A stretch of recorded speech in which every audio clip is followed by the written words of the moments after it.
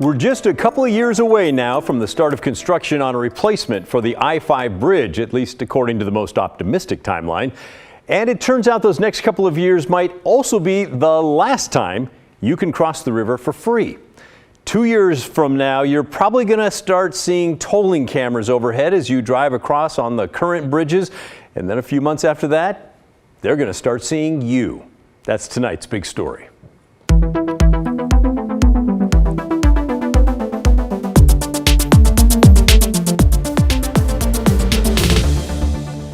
Ah, yes, tolling. Just to get us all on the same page, we're talking about the new bridges across the Columbia River between Portland and Vancouver on I-5. The project is huge. It's going to cost an estimated $6 billion. Now, we've known for a while that tolls are going to be used to cover at least $1 billion of that. And the project team confirmed earlier this year that they plan to start collecting those tolls on the current twin bridges while the new ones are being built. But there's a lot we still don't know, like exactly when the tolls will start or how much they're going to cost. The project's executive steering group had a meeting earlier this week where a few new details started to trickle out. The Interstate Bridge replacement is planned to start construction in late 2025 or early 26 and then wrap up about 8 years later in 2033 or 34. But a whole bunch of things have to go right over the next 2 years for the project to stay on schedule. One of those things is landing billions of dollars from the federal government. Another is getting through the environmental review process and getting a green light from regulators. And, oh yeah, it'll have to win approval from the U.S. Coast Guard, which so far has been kind of skeptical about whether the current design is high enough for big river traffic to get underneath. But let's get back to tolling. Like everything else, the tolling plan is still tentative at this point. But while the plan is not set in stone, it's a good bet that there will be tolls. We know that tolling is never a popular issue, but everyone realizes that it is a necessary step in the funding package to get this done. Much of Wednesday's meeting with the project team was under a PowerPoint presentation, and they laid out what they hope will be the timeline for tolling. The process will really fire up in mid or late 2025 when the Oregon and Washington Transportation Commissions get together to make a final decision about how much the tolls will cost. They'll also decide policy issues, things like exceptions, discounts, and hours of operation. Tolling will begin about 6 to 8 months after the commission makes their decision, most likely in the spring of 2026, according to the project team. Tolling gantries, those are the overhead structures across the freeway that hold the tolling cameras. Well, those are expected to be installed on the current I-5 bridges starting in late 2025. And just like with the planned tolls on I-5 and 205 in the Portland area, you won't have to stop at a toll booth. The cameras will detect a transponder on your car, or they'll take a picture of your license plate as you go by, and then you'll get a bill. And speaking of those other tolling projects, the Interstate Bridge team has decided that Oregon alone should handle the toll collection on the bridge on behalf of both states. That's because they want to make sure that drivers have a seamless experience with a consistent payment method across the Portland region.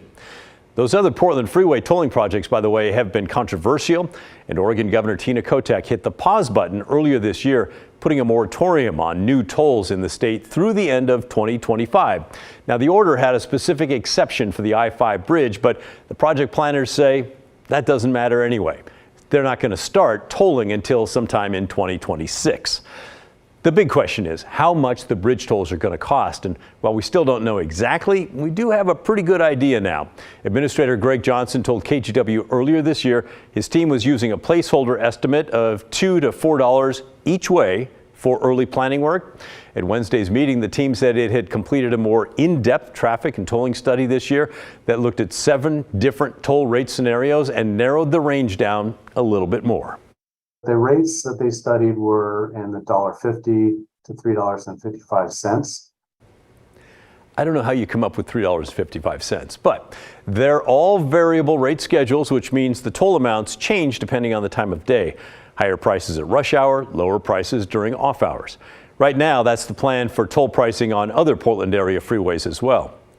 Time of day pricing instead of basing it on real-time traffic conditions. That came up on KGW Straight Talk this week.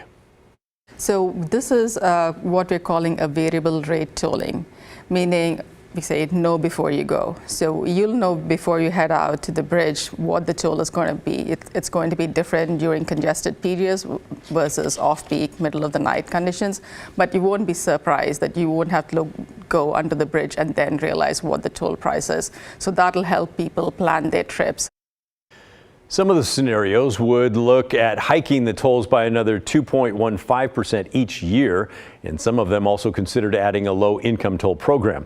Now, there's another more detailed study still to come, and the final decision rests with the state transportation commissions, which could wind up setting completely different rates. But the team says the work so far seems to support that $1.50 to $3.55 range.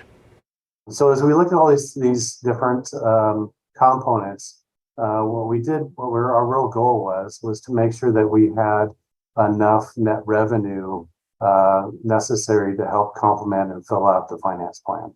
And we did confirm that we believe that we can get that net revenue. And I think we were targeting 1.24 billion.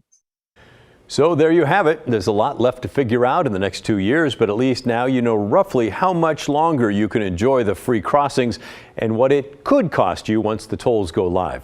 Finally, I can just sense some of you thinking, fine, they start tolling I-5, I'm going to cross the 205 for free. Well, yes, but actually probably no. We don't have a clear answer on the timing yet, but it's a pretty good bet that 205 tolling will begin shortly after I-5 tolling. If you'd like to learn more about where the bridge process stands right now, stick around for Straight Talk with Laurel Porter. It's coming up next, right after the story.